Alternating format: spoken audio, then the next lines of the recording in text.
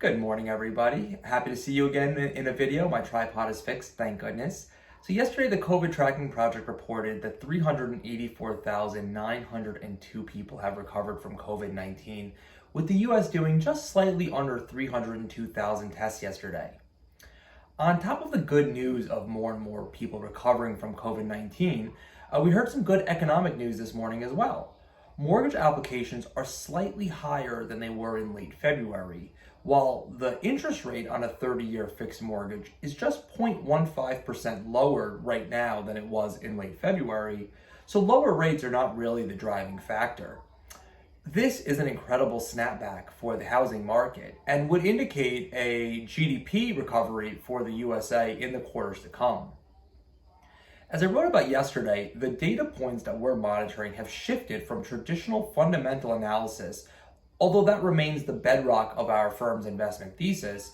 But now, one of the major data points that we're following is data coming from the restaurant reservation app OpenTable, specifically in states that have opened up their economies the most and for the longest thus far.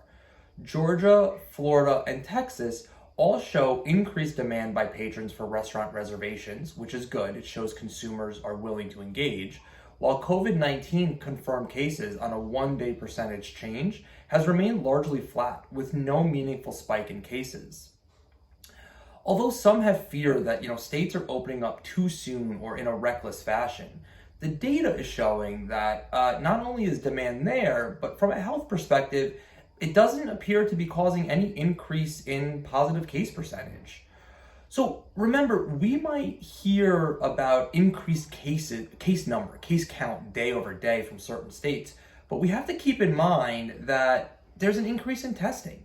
If you double your testing and the number of cases increases, but as a percentage of tests done, it remains stable, that's a really good factor.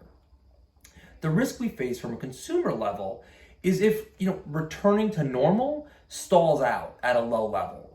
To some extent, an increase in spending across almost all sectors is low-hanging fruit at the moment. The question becomes, will consumers engage further in recreational activities that can push the economy back to levels that we saw before the coronavirus pandemic? We'll be continuing to monitor numerous high-frequency data points, such as how many people go through TSA checks each day. And when a consumer uses their credit card, are they using it in the physical store or are they using it online at the store's website? Another bit of news that was released this morning is the details of a large fiscal package by the EU, which sees the EU borrowing 750 billion euros to aid with the economic recovery. And finally, to the excitement of myself and mostly my son, the NHL announced yesterday a plan to resume play to finish out the 2019-2020 season.